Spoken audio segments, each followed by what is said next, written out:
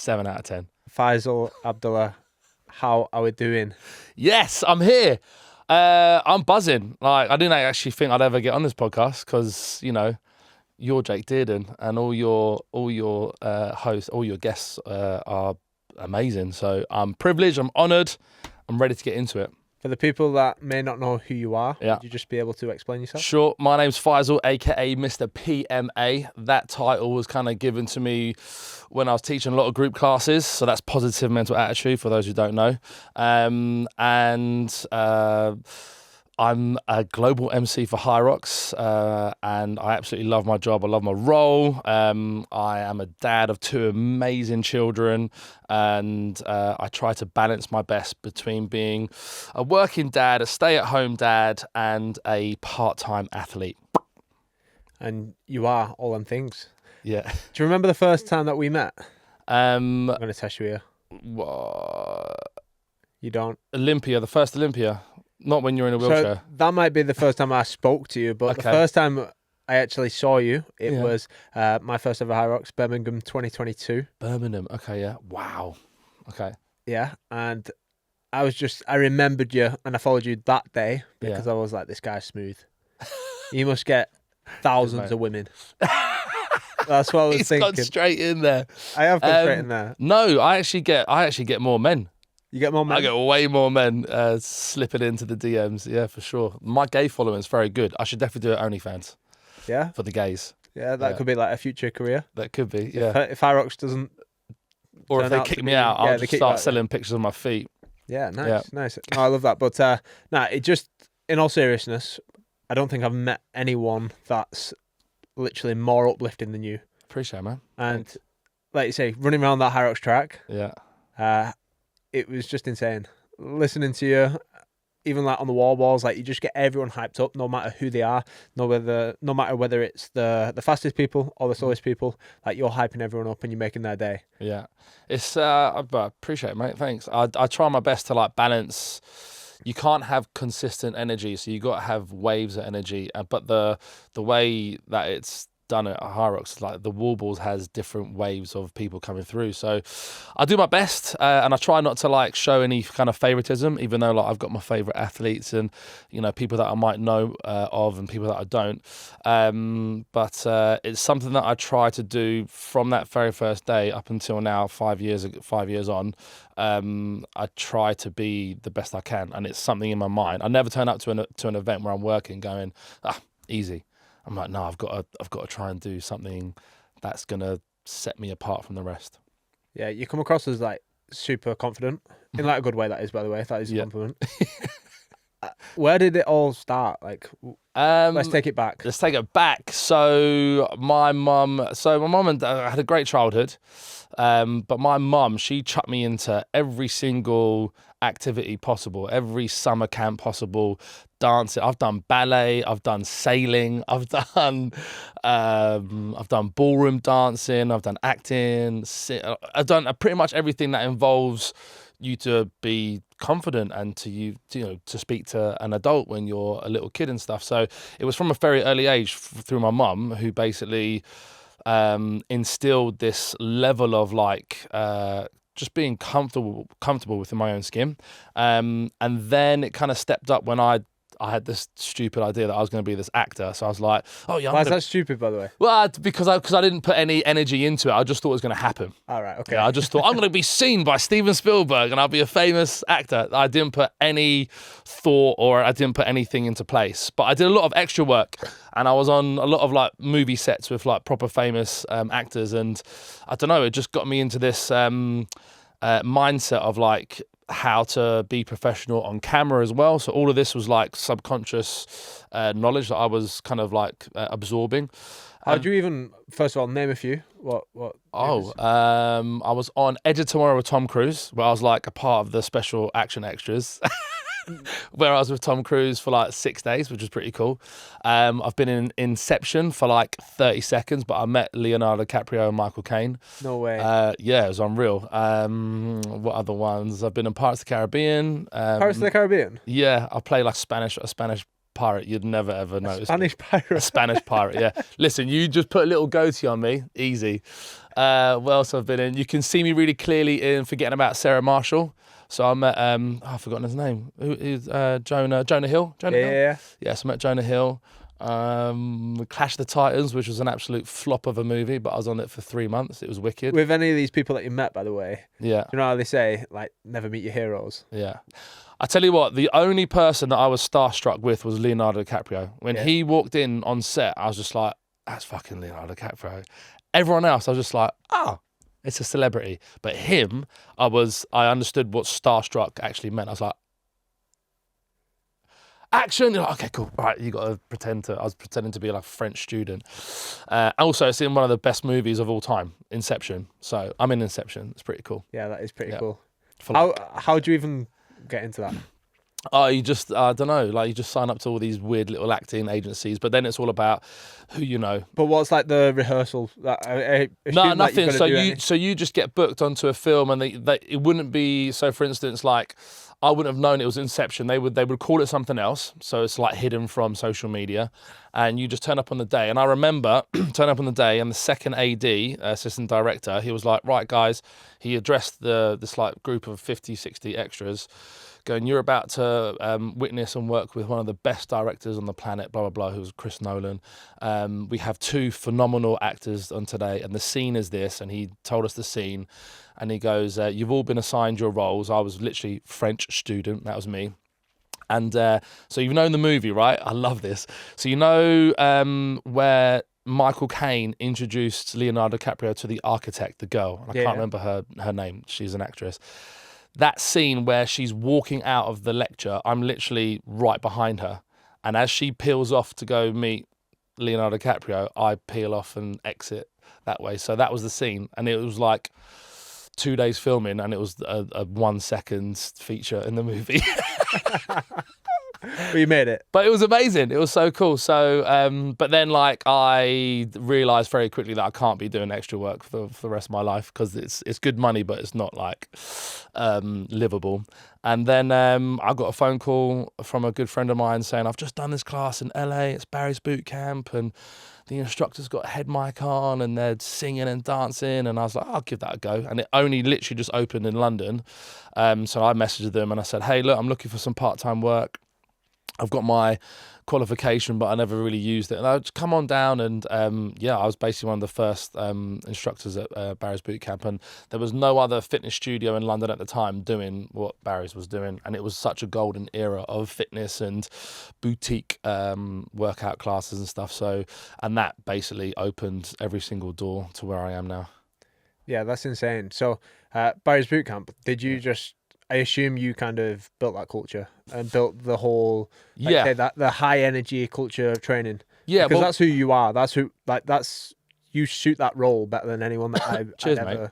I think with any like place of work, you know, you build your own community, your own tribe, for instance. So we got told the parameters of what to teach, like it's 30 minutes total treadmill, 30 minutes dumbbell, and then you're just kind of like set free to teach and stuff. So when I introduced myself, saying the nickname Mr. PMA, it was my clients at Barry's Bootcamp who gave me that, because at the end of every class I'd say, reach up, clench your fists and pull down your positive mental attitude, which was really American, really cheesy, but it was something that I signed off every single class with, and they were like, you're Mr. PMA, and I was like, all right, and I rolled with it, and I changed my Instagram account, again with no actual plan of where to go. And you know, nowadays all these young guns are like, oh, so I'm going to do this in, you know, the first year, then the second year I'm going to get that, I'm going to do this course, I'm going to whereas I was just trailblazing. I was just like, you know, just loving life, law of attraction type kind of vibe.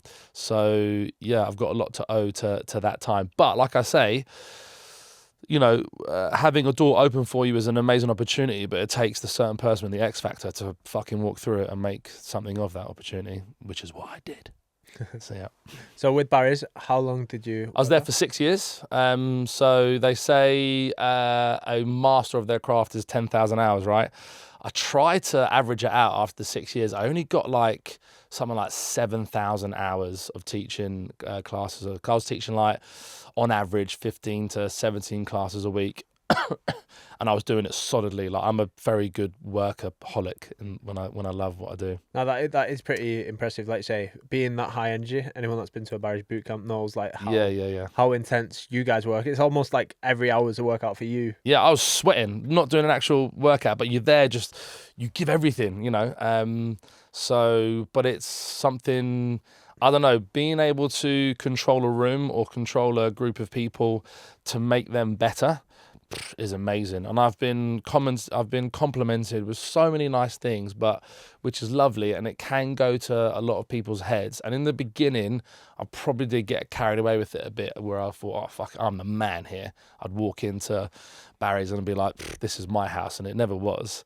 And now I'm older and I've like learnt more, you know, life issues and things in life. I'm like, okay, cool. It's lovely when people say and message you nice stuff that's made a difference to their world, but you just have to say you're welcome and just carry on with who you are as a person, I feel. You know, when you mentioned there, like you said that maybe you let it go to your head a little bit. Yeah. Is there anything that came to bite you?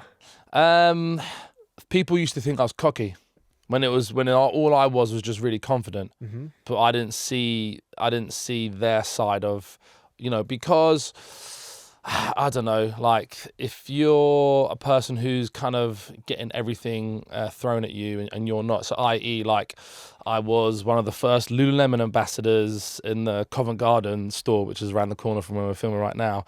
I was assigned the Men's Health Fittest, you know, they did a Men's Health race. I forgot what it's called. Survivor of the Fittest. I was one of their ambassadors. So I was doing loads of like stuff in the Men's Health magazine, then Women's Health, and then I started training Ellie Goulding, and I was going to all these different amazing, you know what it's like. You get invited here and there and premieres and all this type of stuff. So I was signed by L'Oreal for a little bit, and I got flown in a helicopter to Silverstone, and I was standing next to Lewis Hamilton. Like, it was mad. It was madness. So I probably was acting cocky, but I was just like, yo, I'm deserving all of this because I'm working really hard, the law of attraction, I'm being positive. But I was also young, do you know what I mean? I was really young, and I probably came across cocky to other people. I still to this day don't think I was, but it was probably a fine line of it. Yeah. But you learn from what other people eventually tell you, and you can filter out who your friends are quite quickly. You mentioned it a couple of times now, the law of attraction. Yeah. How much do you believe in it? Yeah, well, it's all about kind of manifestation as well, isn't it? It's like if you truly believe in something, you can make it happen. And when I say law of attraction, I just mean like good people doing good things. Yeah. So kind of like karma. Yeah. 100%. So like so we talk about positive mental attitude. Like, people mistake that with kind of like being perfect. I'm far from perfect. I'm moody quite a lot of the time. I don't want to talk sometimes, you know. So, but in certain scenarios, I choose to be positive. So it's when I choose to be positive, I'm imposing my will on all the people around me in a positive way. I want people to be happy. I want people to smile. So that attracts the same, in my opinion. So that's how I've lived my life. No, I completely agree. Yeah. I couldn't agree more with what you're saying. And every single HYROX I've done where you've been there, let's be honest, there's been quite a few that have not gone my way. And, yeah. And whether I've come last in a race or I've DNF'd or whatever it is, and there's not one time where you've been negative at all. And you've always like been the first to come over and to be like, it's okay, we go again. Have people been negative to you when you've had like DNFs? Not really, but like you notice the people that are there. Yeah, like, gotcha. I feel like there's people that go silent. And then there's people that are like there for you when times are tough. And I think you always remember the people that are there for you. Yeah. And you've always been there. You've always been the first person that, because you're out on the course, obviously, you're probably the first person to come over and say, are you all right? Or it's okay, we go again tomorrow or whenever it is. I feel I've got a real like privileged position because I don't think people realize what you guys actually go through, like the build up to it, all the media you got to do, and then when it comes, there's a change in the air like 20 minutes before the race, all the smiles are gone, all the, you know, everyone's a bit more race focused. So I feel people don't experience that because they're not there. So I've got this like real privileged position, and I think the freshest, and obviously I know there's so many new names now, new people. Obviously it's the growth of the sport, but like I know most of the elite athletes, and I feel it makes them, I don't know, in some tiny little way, like it's a part of the race where the same voice is there, the same person, which is great. And if it isn't, then it doesn't matter. But my freshest memory is obviously Chicago last year. It was on the sled push, right? Yeah. And I just noticed you. And it's like obviously I've got a little, bit of money on every UK athlete. I'm like, right, let's get the UK back up there. Like when Michael Sandbach almost won Nice, I was just like, oh, it was so annoying. I wanted a UK athlete. So when you're there on the sled push, I don't know, correct me if I'm wrong, but I could see you negotiating with yourself in your mind, going, should I carry on? I'm gonna come last, but at least I'll finish. And I remember saying to you, like, you're doing a doubles race tomorrow or the day after. Was that right? Yeah. And I just said, I remember just saying, there's no point in actually causing any more injury because you had a bad back anyway, right? Going into it. And again, it's all these things that people don't know. And I kind of I'll do my best to put myself in your shoes. Like, what would I want to hear, if hearing anything at all? What would it be? And 9 times out of 10, it's just giving someone a positive, like, you're doing great, like whatever you decide to do. I just said to you, as a mate, I would probably just stop. And I think the words that you said, like you said, I'd just stop. You got a double race tomorrow. Let's focus on that. Yeah. And you just said it'll be all right. Yeah. That's literally all that I needed. I know. Yeah. And then like it was almost like a relief. Yeah. Rather than like obviously you feel like shit, but like it's like a relief that someone outside can see that, and I'm glad that it was you. Cheers, mate.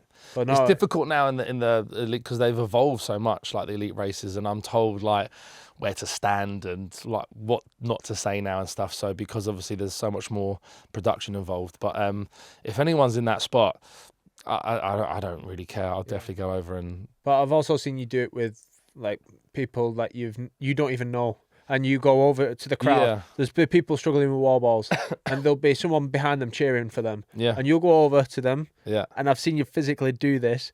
You picked up the child, you brought them onto the wall ball, and you was like, let them finish together, cross the line together. That's amazing. Which you now cannot do. You're not allowed to do that. That's a rule, but like that's probably my fault.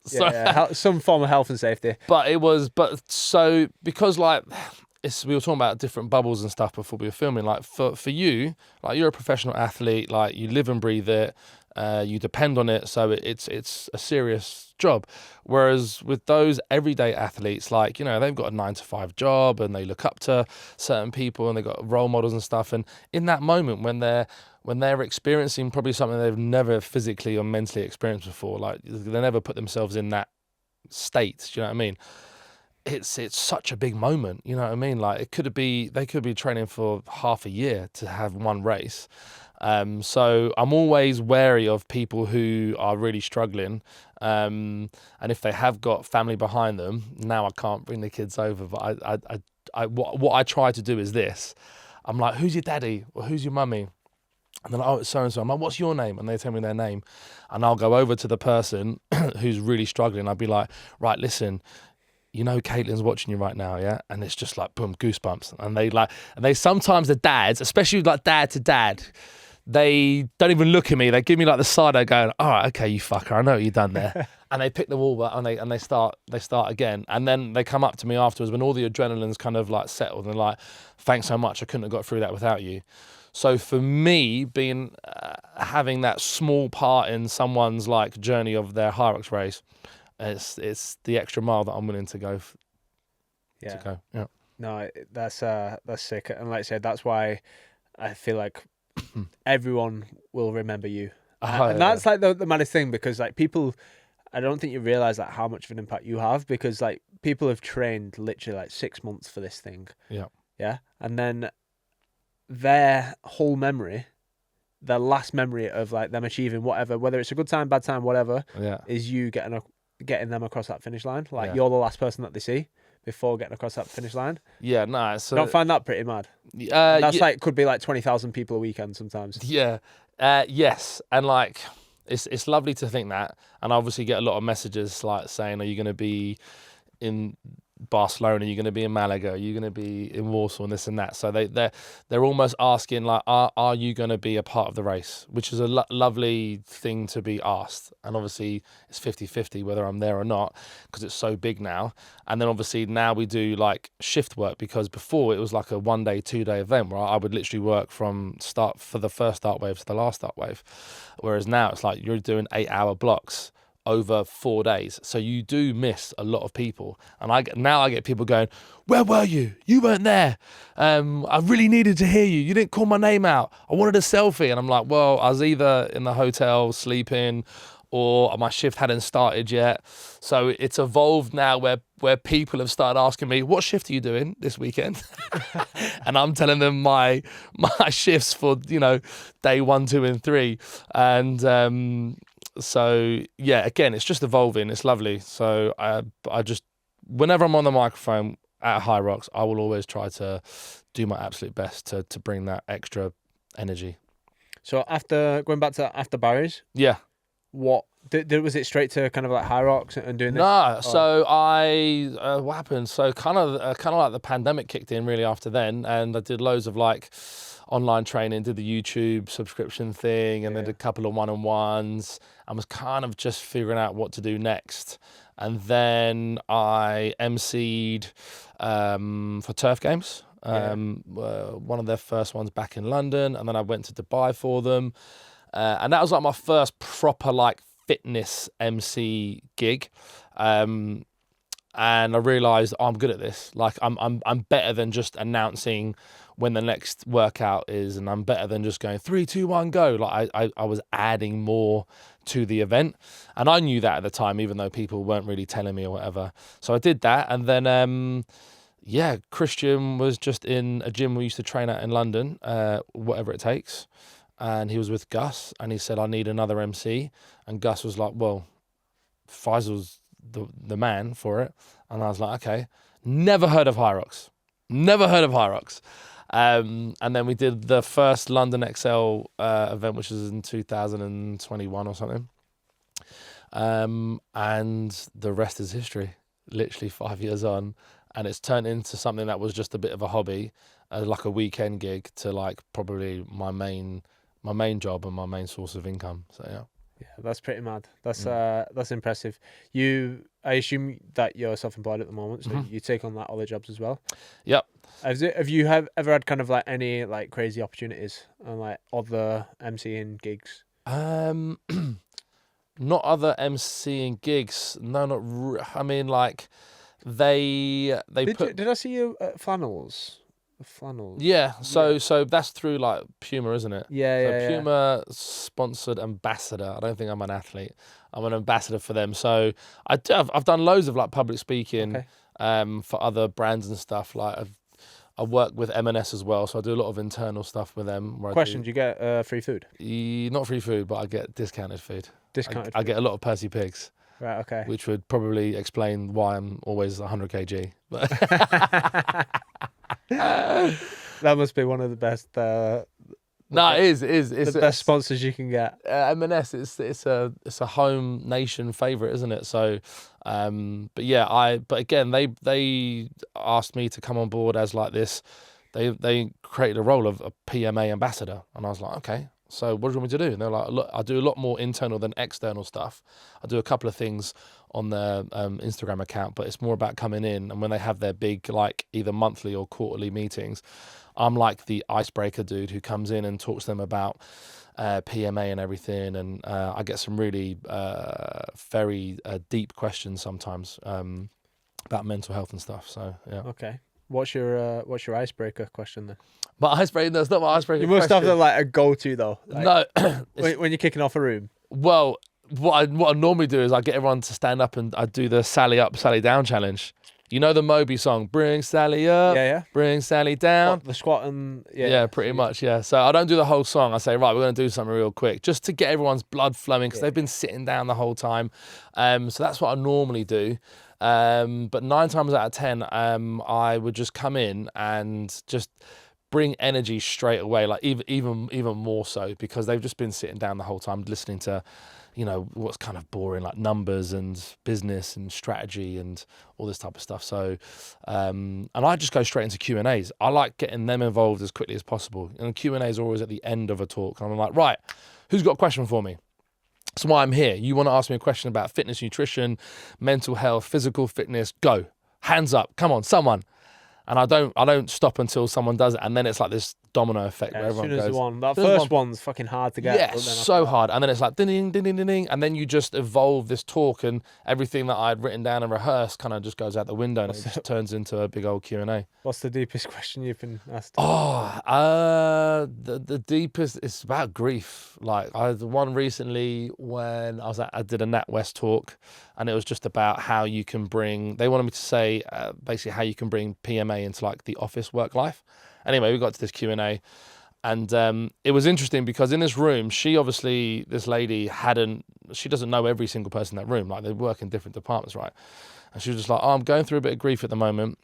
And she's like, how do you actually stay positive? And I said to her, I think I asked her, what was the grief? Because I said, I need to know the source. And she said, oh, my mum passed away last year. And I was like, okay, cool. And like the room just went, whoo. And I was like, right, okay, cool. How do I go about this? And I was just trying to be as honest and as real as possible with her. And I could tell that she was putting on a real brave face. And I said to her, first of all, I said, thank you for that question. Like, super brave. It takes balls to do that. Yeah, I said, you must be in a really good place to be able to admit that you're having, you know, grieving issues and so forth. And I was just like, everyone, there's no book when it comes to grieving. You know, me and Louise, we've had a miscarriage. My dad passed away in December. So with grief, everyone deals with it in their own way. So there's no book. And then the talks just turn into something, and then someone else goes, oh, I've got a bit of a drinking problem, and how do I stop like drinking and so much? And I'm like, right, okay, cool. Well, you know, and I just try to think of things that I would do. I don't drink, so it's like, so that's probably one of the deepest questions I've possibly had. Snowballed, and you just had a... Yeah, I mean, I was put on the spot. I was like, I mean, I don't know if I'm the best person. I don't know why you would want to ask me that question. Yeah. But they did, and I was like, I tried to answer it as truthfully and as honest as I could. Oh, that's just, it's nice to know that people look up to you like that as well. Yeah, I think by that point as well, when I do certain talks, or if people know me for a little while, I hope that, and this is something I say to a lot of my friends, especially male friends recently, I go, you know, like, if you want to chat, I'm here for a chat. You know, and I would say that to you. I'd be like, yo, if you actually want an actual chat, not just yo, what's happening? What's your VO2 max? An actual conversation, like, why are you doing a salt bike in a sauna? You know, I've been doing it recently with a lot of friends going, yo, if you want to chat, do it. And everyone goes, yeah. And I'm like, no, but I can tell you're going through a bit of shit. So if you want to have a conversation, we can do it. And one of my mates messaged me going, mate, it was like a month ago. He goes, he opened the conversation, was like, hey mate, how's it going? How's Rafi? Blah blah. Goes, mate, not gonna lie, I'm having a shit time at the moment. Like, give me a call when you can. Straight up. What's happening, bro? Tell me everything. I love you. Like, what's going on? And we had a lovely conversation. Tell me everything. I gave him my opinion, and this is one thing I try not to do, which I do all the time with my wife. I try and give solutions. So what I try and do is just give my opinion instead of a solution, because sometimes they don't need a solution. They don't need a solution. They just need to be heard. Yeah, and just have your opinion on it. Yeah, I feel like, especially, I'm going to say it because Emily sat there, I feel like, especially females, sometimes they just want to... They just want to be there, man. They just want to talk about it. They just want to be heard. They don't need a solution. Yeah. They just want to have an actual conversation as well. Whereas I'm such a fixer. I'm like, right, we can do this and we can do that. And I have like a list of things we could do. And she's like, I don't need any of that. I just want you to talk about it. And it's quite hard. Agree with them as well.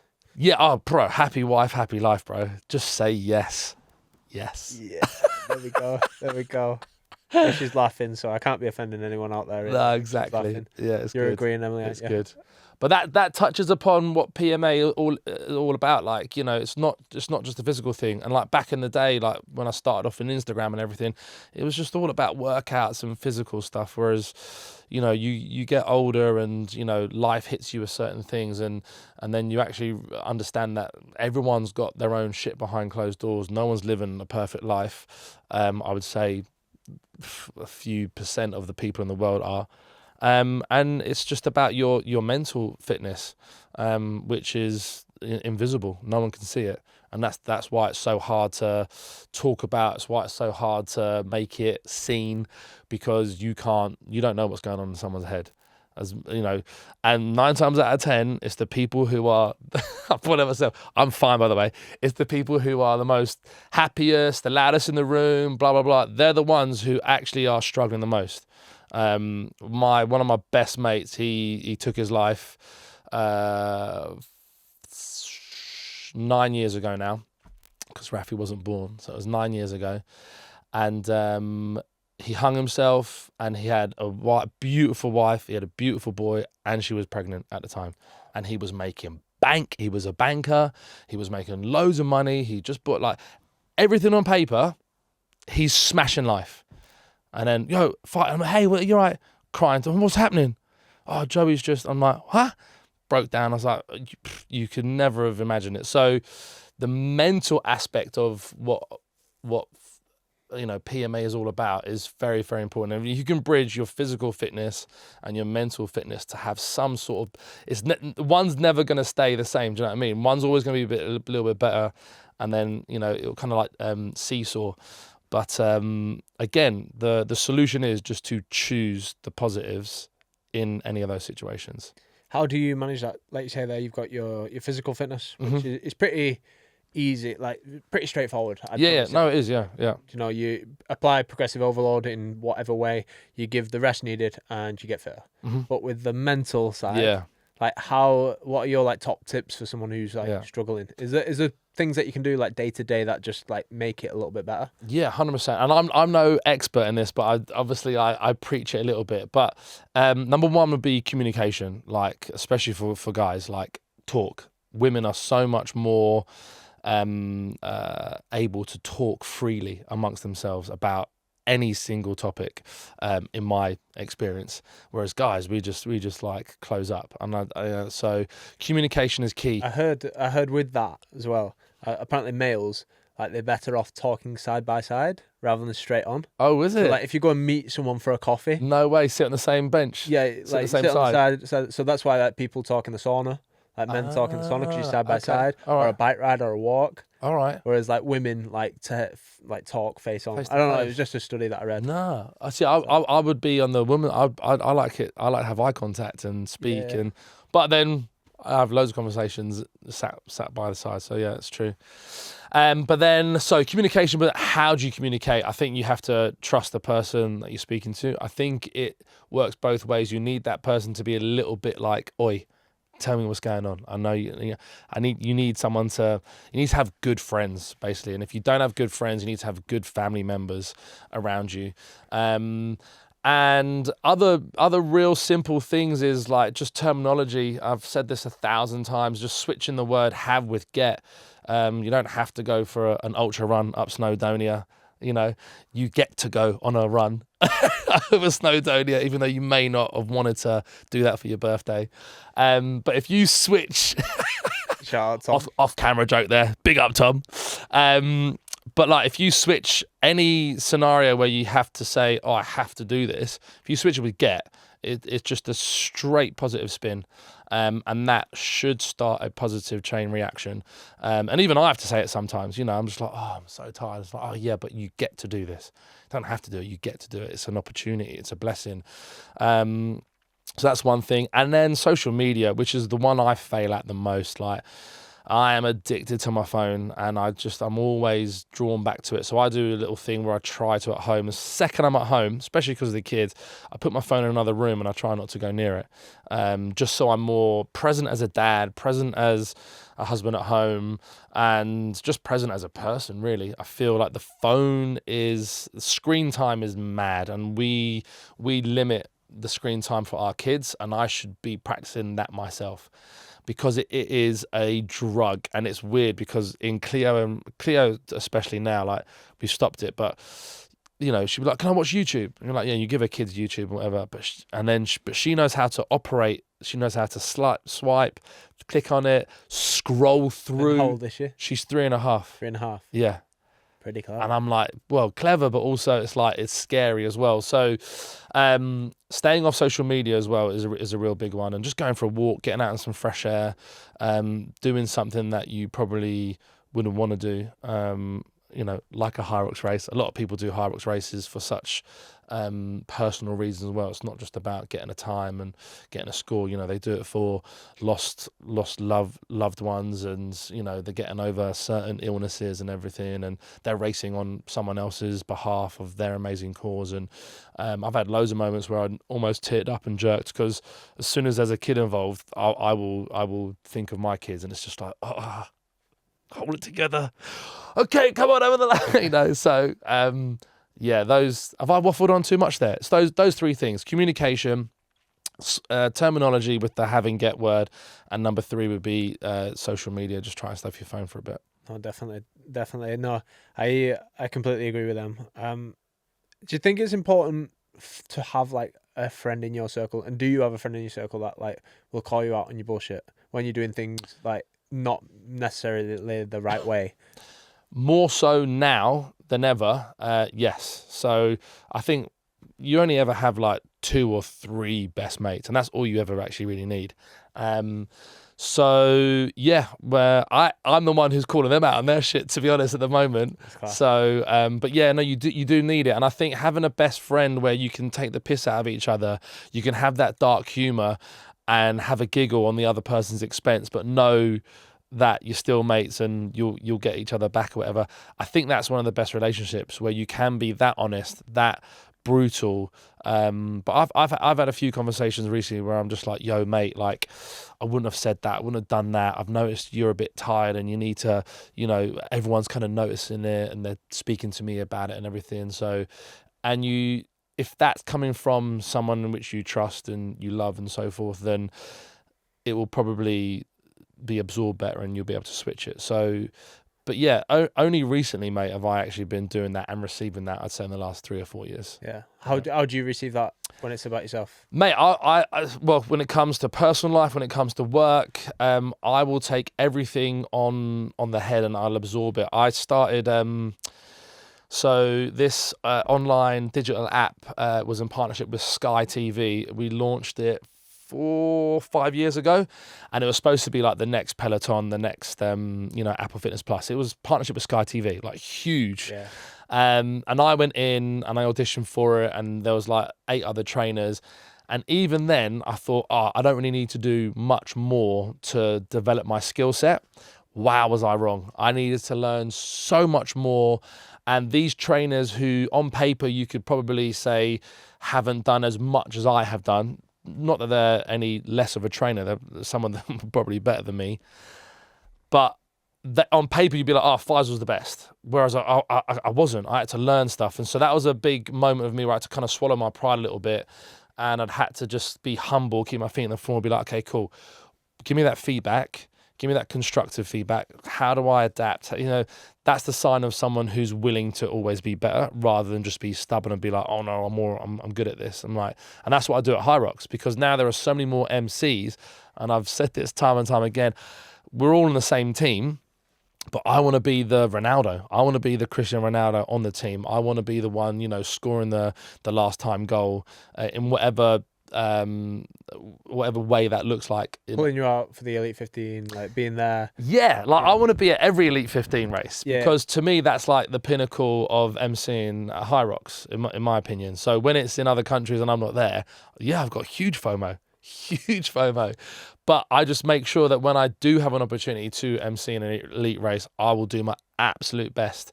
And this is you said as well, people calling you out on your shit, but it's also very, very important to call people out on the good stuff. So after Warsaw, Gustavo caught up on the both live streams, and he left me quite a out of the blue voice note. Like, it's very rare. We joke about it. He's amazing, I'm amazing, we love each other, blah blah blah, we're bro. But he left me a voice note saying, "Bro, you were phenomenal. That was the best I've ever heard you." Because we're listening to the when I hear like Benny or Tommy or Gus or I'm listening to the MC. I'm watching the race, but I'm also listening to the MC. So he was analysing me whilst he was watching it, and I was like, "Oh, sorry, Tom." And I was like, really close microphone, not used to it. I was really taken back by his compliments because I didn't ask for it. Yeah. It came out of nowhere. And it was just a nice pat in the back. You're getting told you're doing a good job. Yeah. And I think everyone wants to be told that. You're doing a good job. I'm like, oh, thanks. No, that's it. Especially off someone that you respect so highly. Yeah. And in the same field as you, you know, like doing the same thing. So, no, it's sick. Yeah. It's sick that you can get along like that as well. Yeah, no, big like, time. Like you said, there's healthy competition, Mm-hmm. but like you're not hating each other. Nah, not at all. Sick. Not at all. No. Yeah. I want to talk about like your fitness journey personally. Yeah, okay. It's a bit of a short story. But talk to us about it, because I know that you dabble in quite a bit yourself. Yeah. I would say I like to do everything. Chuck me into any. So when I was a kid, I just did every single sport. And I was that above average kid where like the coach or the instructor would be like, "Oh, he's good at this, he's got potential." And I never kind of really excelled. I never really focused in on that one sport or modality. So chuck me into any sport and I've got good movement, I've got good hand-eye coordination. I've done everything from boxing to jiu-jitsu to sailing, like I said before, rugby, football. And then obviously you come into the era of hybrid training, which that word wasn't getting thrown around in 2012, 2013. It was just called HIIT training, where people would do high intensity interval training. But like, yeah, you would do a bit of running, you do a bit of dumbbell work, and I just enjoy movement. I enjoy pushing my body to the limit. I also enjoy that I am good at most things. Like I'd be lying to you saying like, "Oh no, I'm not." Like I like being good at most things. Who doesn't like being good at stuff? I know, but it's having just be able to admit that. A lot of people don't think would admit that. Do you know what I mean? Because they would say, "Oh, you come across too cocky." It's like, nah, man, own your shit. But also knowing your lane as well. It's like, I know I'll never get a sub 60 HYROX unless I focused completely and probably end up getting a divorce and not seeing my children. Like, you would need to. So I know it's possible, but I'm happy where I am. So yeah, I'm strong. I can move quick, and obviously, I like to look good and feel good. So that's a huge part of it as well. And then more so as well, which my son's teaching me now. So Rafi's into park runs, he's into swimming, and I'm having to go on these runs with him, and I'm going swimming with him and stuff. And, I want to be that dad where I can keep up with him. And I want to be that dad where he looks at me and he's like, "Oh, okay, cool. That's what my dad's doing, so I'll do that." I've never once said to him, I've never pushed anything on him. He's seen me do it and he's asked. So he asked to do Young Stars. He said, "Can I do Young Stars?" I'm like, "Yeah, of course you can." I've never once said to him, "Do you want to do a HYROX?" Ever. And he saw me seeing it at London Olympia, and I was just showing him videos, and he was like, "Oh, I can do that." And I was like, "Yeah, I know you can. You'll smash this, bro." So yeah, that's kind of, and obviously at HYROX, I've recently achieved my goal. So long story short, I always do pro races at the end of my shift. So the pro races normally at 7, 8, stupid o'clock at night. And my shift would finish by then, and I would then race. So I've been on my feet for 8, 11 hours, given all this energy, and then I'd go and race. And my first one was like 1 hour 16, then it was 1:15, and I got into the 1 hour 12s, 1 hour 10s, and I kept getting better and better. But then I got stuck. I was like 1 hour 10, 1 hour 10, 1 hour 10. And it wasn't sub 70, and I was like, I just really want to get a sub 70. and everything fell into place in Warsaw because I was only working the elite races. And a lot of people go, oh, why don't you just fly to and do an event that you're not working at? And I'm like, well, one, that's money, and two, that's time away from my family. And I already have so much time away from my family, so that would be the most selfish thing to do. So I only race at events that I'm at because it's like two birds, one stone. But yeah, so the elite race was on the Friday night. It was the doubles on the Friday night. But the Men Pro was at 10 a.m. on Friday, and I looked at the start, and I was like, oh my God, I can race. I could wake up, have breakfast, do a poo, and race. Brilliant. So I trained super hard for it. I focused a bit more on my running because I never really pay attention too much to my running. I just rely on my base fitness to get me there. And mate, Warsaw, the temperature was perfect. There's a little bit of sunlight coming through, and I got 107. 107. Yeah, I remember getting to time off. Yeah, well, like you said, that's the first one that you've probably done that's fresh, not cheap, like fresh. Yeah, like so that I was like, oh, this is what it feels like, to turn up to a race where you feel pretty good. But I don't time my race. Like I press my stopwatch at the beginning of the race, and I never look at it until I get to like lunges. I don't know why. It's just something I do because I'm very in tune with my body. I can feel it. But I got to the lunges, and I had about like 18 minutes left, and I was like, oh, I've done it. Like I knew I'd got sub 70 with ease. And I remember getting to the wall balls, and I maybe took my time on it a little bit, but I did 4 sets of 25, but I probably could have taken less rest. I probably took about 20, 30 seconds between each set, but I probably could have sped up a little bit. But yeah, it's just an amazing moment, crossing the line and doing that. And then I did a half Ironman last year to celebrate my 40th birthday. I was 40 last year, 41 now. And that was amazing. Like just swimming, cycling, running. And what I loved about that, it just got the training just got you out of the gym. Like you can't, when you're in the water, there's no distractions. Like it's silence, and you just hear your breathing and you hear your hands in the water. And I love it. And then cycling, you can't be on your phone when you're cycling. You're doing 2 hours, 3 hours cycling. It's amazing. And then running, when you get to that stage of the race, you're tired and whatever. And it's just, so I loved it. So I'll probably do a few more triathlons like that. But that involves, I have to wait till Cleo starts school, because then I have a 5 days of her being at school. At the moment, she does 3 days. So it's a little bit hard to like get all the sessions in. Yeah, I suppose you're a busy guy. Like say, 2 kids, kids, multiple sources of income and jobs, and everyone, people texting you the day before saying, "Can you do a podcast tomorrow at 5 p.m?" Fucking hell, mate.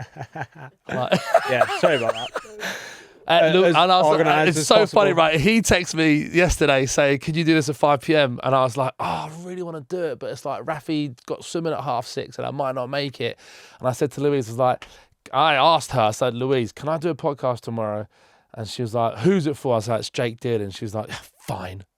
I was like, "Okay, yes, your name had power." Your name had power. So, but it's things like that, you're always juggling to be here, there, and everywhere. So it's a constant balance. And you do the best that you every can. Single one that you do. Being a dad. Oh, appreciate it. Being a husband. Being Thanks, mate. Mr. PMA. Yeah.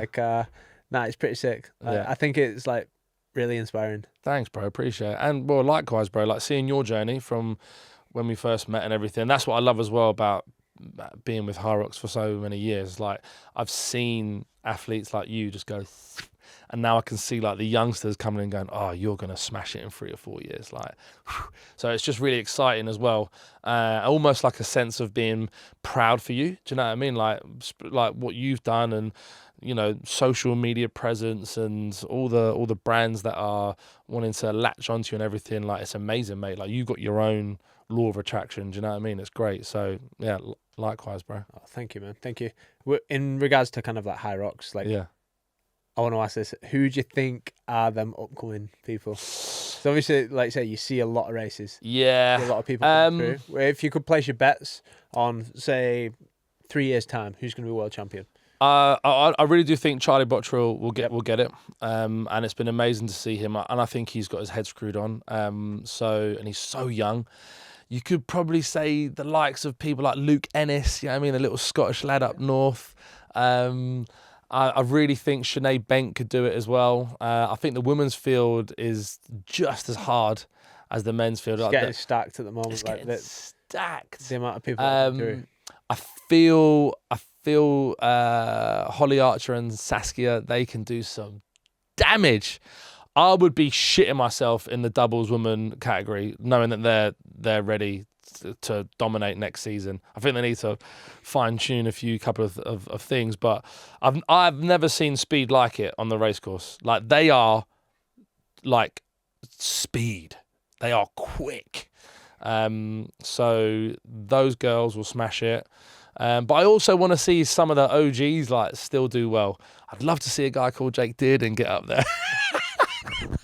Sounds going well. Well, hopefully, I think myself and Charlie are going to race together next season. Yeah, why do you say hopefully? Has it not been secured yet? No. Well, we've secured kind of like the points and stuff like that. So, I think that's the plan. We raced in Barcelona the other week. Yeah. We actually got the fastest time on like a normal course. So the time set before that was Tim and Alex on the London course. Okay. Which is pretty nippy. Yeah, it's quick. Pretty, and it was an Elite 15 track. Yeah. I think we were like 15 seconds off them. Was that Cardiff? Where did you do it? We did that Barcelona. Oh, yeah. So hopefully we can give them next year. We can give. Oh, mate. Well, they're not even together either. No, they're not together. No, this is why I love this new system. Like, you got to be the same country. You and Charlie will smash it, in my opinion. And it would give me so much joy for you boys to win a world championship title next year. I reckon you could do it. Hopefully. Yeah. I feel like we're going to nail that and really focus and try and qualify like on the cruise. Yeah. If it is the cruise that the first major of the season is. I know they don't call them majors anymore. It's called it Elite Series. Elite Series, yeah. So the number one, the cruise. Hopefully we can qualify on there. Yeah, I reckon. With the time trial and stuff. But and then my next question: Where do you see HYROX going? So I know so many people are interested in this question. Yeah. For me, there are two simple pathways that it's going to go. So obviously we have the Olympics. And we'll chat about this, where they're aiming for 2032, and if not, they'll definitely get it in 2036. We Googled when they're going to announce the sports for 32. So end of this year, we'll know whether it's 32 or not, but they will definitely get there.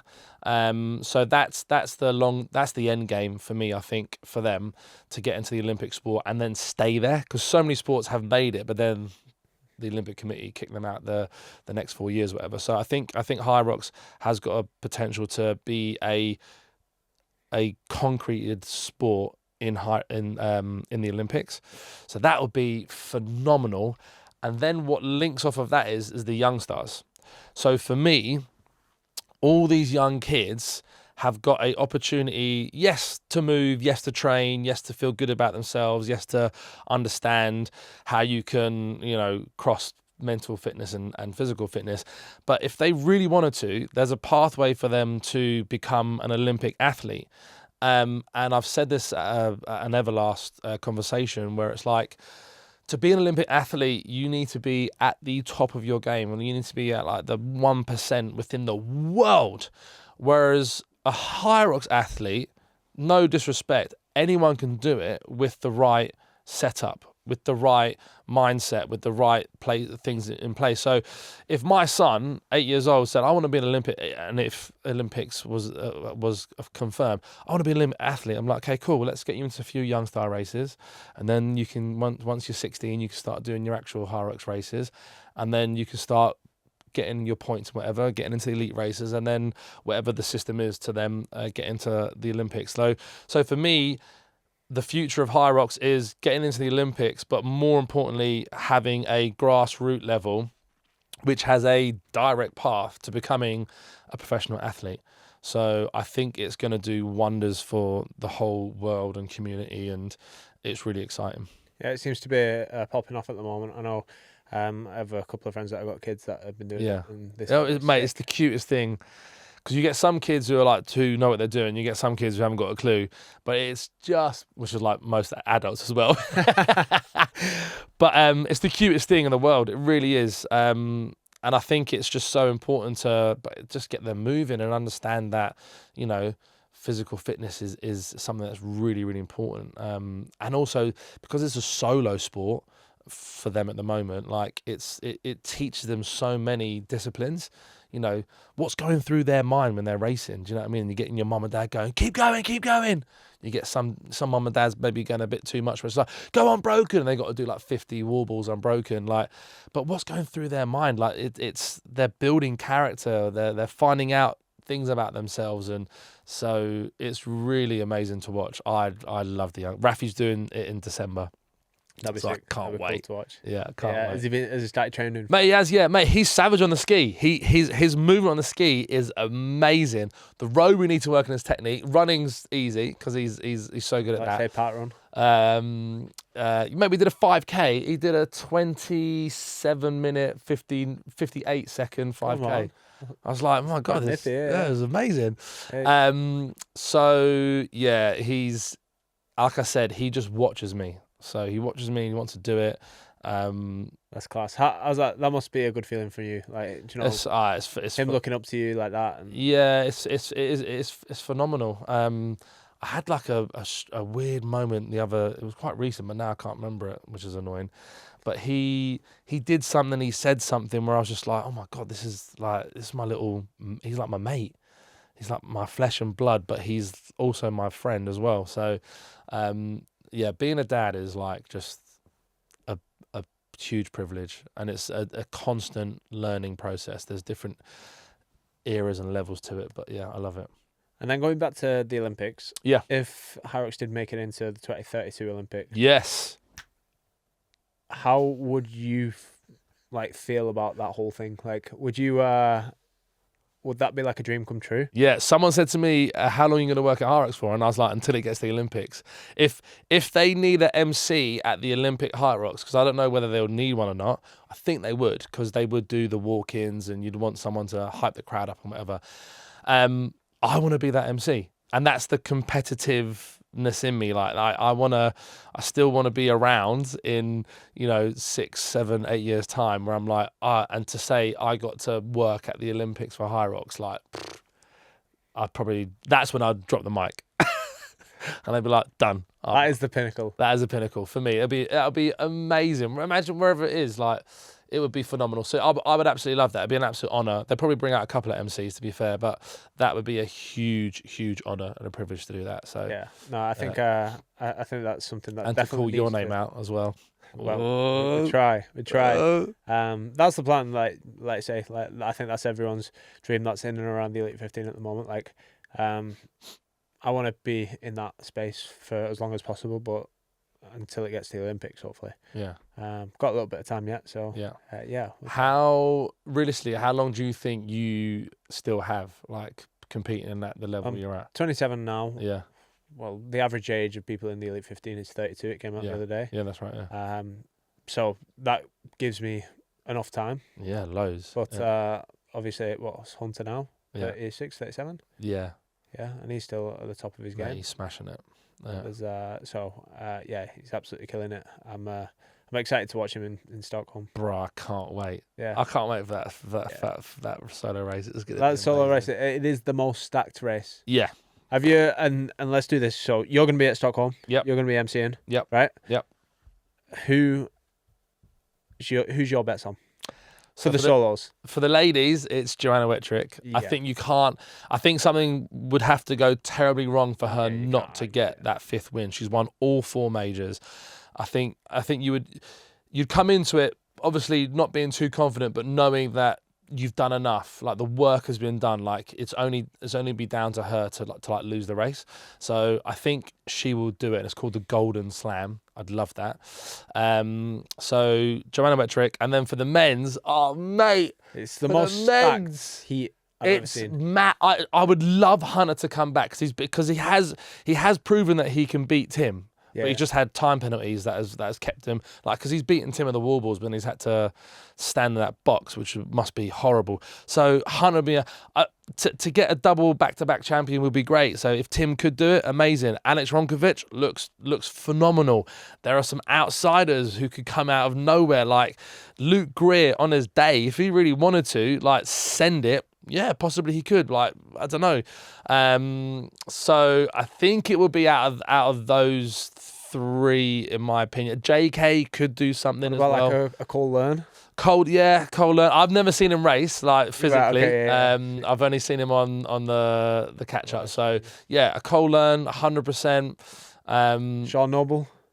I've got a lot of love for Sean. I really think he can do it. But again, I think for him, everything. Do you know what? After what race was it? After what did you say? Phoenix? No, did he Oh, do? yeah, Did he do solos in? No, it was London Olympia. Yeah. Sorry, it was London Olympia. After his race, I remember him saying to me, like, he was going like, I felt good. I've got more. Like, it was almost he was testing that race. So he speaks very confidently about himself. There's no negativity whatsoever. But yeah, that race is gonna be insane to watch. I cannot wait. And there is a shift as well. Like, no disrespect, like the women's race is amazing, but the natural testosterone in the men, you can feel it in the air. You can feel it there. You're like, oh shit, okay, this is fucking game time now. And don't get me wrong, the women still have that as well, but it's just heightened even more when the men come in and they're standing in that line before, to go onto the stage, get your name called out. Like when you guys actually line up, it's like, whoa, there's 15 monsters who are about to put themselves through, 55 odd minutes of pain from start to finish. It's mad.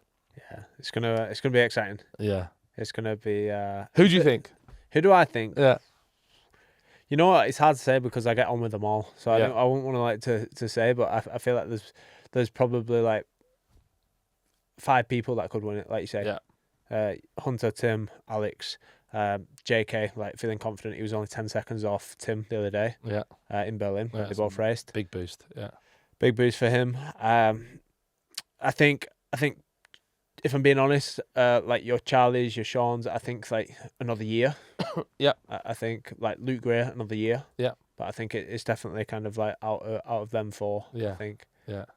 But like you say, the rate that Cole Learn's been like progressing. If he progresses from how he did last race to the next one, like, there's no stopping him. Dylan Scott as well. Like, there's so many there's so many people. Like, there is. Yeah. It's so stacked. But it's gonna. And then you've got Hiddy. Yeah. Like, we got keep the world forgetting record. Like, Hiddy's got the world record and we've not even mentioned him. No, that's not anymore. Alex beat him, didn't he? Oh, Alex beat him. Yeah. But when he did it, we were like, I was like, how did you just do that? Yeah, where'd like, you come from? Yeah. But then Alex like beat him literally the next race after that and was just like doing that to the crowd. Like, that's what I don't understand. Like, before everyone was like rolling on the floor, whereas now none of you are. Like, you cross the line and you're standing up and like you're fucking so sociable now, like even more so. Like, you're high-fiving everyone. Like, before, do you know what I mean? Like, you would just go off and, sit down and, recover, whatever. But now you're like, you're right, mate, you're right. Faisal, come have a photograph. Like, I noticed these things where you're even more like... Well, I've just, me personally, like, I've just tried to make it a thing where, like, at the end of the day, like, HYROX, we were talking about it before, like, within our space, HYROX is everything to us. Yes. But, like, to other people, it's... People have never even heard of HYROX. Like, a lot of people have never even heard of HYROX. Mm-hmm. So, I think it's crazy that we're travelling around the world together, the Elite 15 or the Elite 30 or whatever you want to call it, and we're travelling around as this group of people, running around in circles, doing our sport, mad, isn't it? but everyone doesn't speak to each other. I'm like, let's just fucking, like, do you really, like, when this is all over, like, do you really want to remember it? Like, or do you want to, like, actually chat to people and talk to people and have good times, and even if it's just, like, meet up for dinner. So, like, after Phoenix, I remember we went out with Cole Learn, like, just competed against him. And then we go out and we're celebrating together. And but I've seen it and noticed it. Like, you're being way more involved and engaging, and within everyone's like sound though. Everyone's like really sound. That's it though, isn't it? Yeah, it's lovely. There's nobody that's an knobhead. Yeah. It just is what it is. But what about Jeremy and Hunter? Are they going to have another fight? Well, would you call it a fight? Would you call it a fight? Call it a fight, or are they going to have another little?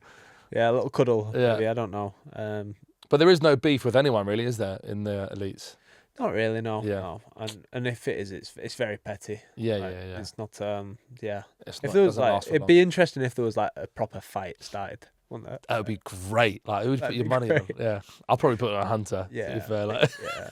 Well, have you seen him on his like prior TV shows and stuff like that? Like, no, uh, is what? What his podcast is? no, he used to be like on TV, didn't he? For, Oh like, yeah. All yeah, those Takeshi's Castle. Or That's something it, something like that. Yeah, but he's like wrestling people. yeah, mate. He's a big boy. Yeah. He's the biggest one there. So Yeah, definitely. I wouldn't want to mess with him yeah, anyway. size matters. But Size matters. yeah, 10 kg heavier than everyone else. Yeah. But I don't know. What about him? A punch up with Cole Learn. He's quite big as well. Is he? Yeah. Yeah. I would put my money on. Or like Graham. What about Graham Holly? I know he's not in the Elite 15 Nah, this time. the Northerners you can't. Yeah, but they fight dirty though. He'll be biting and everything. Glaswegian, like, do you know? And I love Graham. I love Graham. I think he's amazing. He's another one as well. If, like you said, like next year or whatever, if he really wanted to, like he can. Like, I like Graham Halliday. Yeah, Like you said, there's he's no a one great that you guy. can't really not love. Everyone's got their own little amazing glow and aura about them. So Yeah. once you get to know everyone, it's great. No, it's good. It's good. Do you follow Emotional Intelligence, the podcast with Callum Goddard? No. There's like a running podcast, Okay, I should and then. Yeah. he put together like a fight card of all the running influencers. Excellent. I feel like we should do that within HYROX. Yeah, we should. Yeah, let's Yeah. do that. Okay, we can Yeah. come up with that. That's the next We bit could of have content. just like a coming together. big boxing match instead Yeah. of an Elite 15. Maybe we could do it on the cruise. Let's do it on the cruise. Yeah, we could just have a big boxing match. That would get a lot of bums on seats. Yeah, exactly. There we go. HYROX, we can sell your cruise for you. First match: Faisal versus Jake Dearden. There we go. We've started it out. Oh, thanks. Emily said I'd be dead. Oh, So nah, there we I go. doubt it. I doubt it. But I just want to finish with a couple of quick fire questions. Okay. I like to do it. What's your worst habit? Being on my phone. Okay. Yep. Incredible. that was quick. You said That it was easy. quick fire. Yeah, no, it was. It was definitely. Favorite meal? Five Guys. Five Guys. Yeah, what are you man. getting from Five Guys? It'll be 2 double beef patties with chips, a salted caramel milkshake. Okay. Yeah, and I would smash all of it as well when I'm hungry. That's a lot. What are you saying? Money over there? Money bags? Yes. Yeah. Yeah. Come on, man. Yeah. Come on, then. Favorite HYROX venue that you've ever emceed at? Grand Palais and Warsaw. Yeah. Grand Palais because of its history and just iconicness, and Warsaw because the crowd was probably the best crowd I've ever. When I go, make some noise, 9 times out of 10, people don't make noise. But in Warsaw, they made noise. Like the Polish people were unreal. Yeah. So, yeah. Yeah. Oh, it was just like a load of Brits that went over. No, it wasn't. It was definitely Polish. It was definitely not Polish because they weren't really listening to they couldn't really hear what I was saying, but they understood that at least. So Yeah, that's class. Dream like HYROX venue. Like could be anywhere in the world. Oh, wow, great. That's a great question. Anywhere in the world, I would want to go to that place. Maybe, I'd love to go somewhere south America. New Zealand. I've gone to the other side of the planet. New Zealand. In front of anything like Just on a mountain somewhere. mountain? Yeah, Right, like okay. just put on a mountain somewhere in New Zealand. You know, like those epic shots of Lord of the Rings where they're like running on the mountain. That. yeah. Let's Okay. have it. And Tom will be great at that because he's now an experienced ultra marathoner. Yeah, yeah. Snowdonian runner. So what are we doing? Are we having like the 1K run like up and down? It'd be nice if it was a operating flat, terrain? like we Right, got so like we a want flat flat still, top. yeah. Yeah, do you know what I mean? Yeah. So you could do like the moon, you know, like Yeah. you could go out there. You let's could do like let's do it in the moon. you could do like maybe the pyramids. Like Pyramids, yeah. you're not feeling any of that. You just thinking back New to- Zealand. I just thought no, because I've never been to New Zealand, Okay. so I'm Okay, using it as I've a heard it's just like Wales. word. Nah, surely not. We could just do Snowdonia. Yeah. No, I would like to. Let's just New Zealand. I can't really think of any other places. Yeah. And the final one, what do you see yourself doing after this is all over? So after like your amazing career, MCing, Yeah. do you feel like you're gonna do it forever, hmm or do you have like a passion? I that you feel want? like there's longevity in me being an MC, but then I would love to consult for the entertainment team, where I would consult, new MCs coming in, giving them all the knowledge that I've had, and making, HYROX even, because they're always trying to tweak it. Like, how do we do this? How do we do that? So I would want to consult on the entertainment side of things. So I think there's a role for me somewhere there when I'm not MCing. So I definitely won't leave HYROX because I actually is so passionate about it. I think it's amazing. So, but I do realise that, I will have to drop the mic at some point. That's it. But you could go to like commentating. Yeah, I could. I don't think I've got the knowledge for it really. Yeah, Do you know what I mean? Like it's so different. Commentating to hyping is so different. Like, but I have said a few times like I could do that. Yeah, I could do that. Yeah. Nah, I love that. If there was one person that I feel like Greg's amazing. Like with the commentators. I could definitely replace Greg. I could definitely replace him. Who I was thinking it'd be fucking great. Like Hunter. Imagine Hunter. It would be British. But you know what? Like that though is really when they had Meg Jacoby at Chicago, it's good because it's giving you someone who's got character, personality, likability, and the experience. Like been there, done that. Like they know, not done that, but been there and waiting to do it again. But like having Hunter on that panel would be phenomenal. I don't think they could control him though. Yeah, I don't think it should be uncensored version. Yeah, it should. It should be like a red button that you press, and you get like the uncensored version, or just like an after hours show. Like when they do like the you watch the show and then there's a show after the show. He should be in that, and everyone would watch it. Yeah, it'd be brilliant. It'd be class. That would be good. Yeah, get Greg out, put Hunter in. Job done. Yeah. Sorry, Greg, if you're watching. We are abusing you, Greg, right now. Yeah. I think he's good. I don't know where he pulls out all the knowledge that he has got knowledge, mate. Like he sends me over the athlete cards, so it gives me something to say during the race, and I'm just like, wow, how does he know all this stuff? He literally just pulls it out of his brain somewhere. Like, stalker. I'd get I can't believe you've turned even the positive thing that we said about him. You've turned into he's a stalker. But this is what I'm saying. Though. I know that he can take it, and if he says something about me, I'll be like, yeah, it's good. So I love Greg. He's brilliant. So class. Yeah. Oh, thank you for today, Faisal. No, mate, it's an absolute honour. Like when you messaged me yesterday, I was like, yes, I've made it. This is a tick for me. So the next podcast I do, I'll be like, do you know I did the Jake Dearden podcast? That's me. So this is not going to be the last time either. All right, okay, cool. You know what I mean? I want us to continue this and we can chat. Maybe after World Champs, something like that. In New Zealand. On the cruise. Maybe on the cruise. No, we could do a cruise special. Let's do a cruise special. All right. Okay. Okay. Cool. All right. Let's do that. Okay. All right. Done. Incredible. Yeah. So we can hold the camera. So yeah, we'll hold the camera. Yeah. I'm not paying $6,000 for you. Have you seen how badly placed this microphone is? That's all down to him. It's shocking. So, thank you, Faisal. No, I appreciate it. Lots of love, guys. Soon. Peace.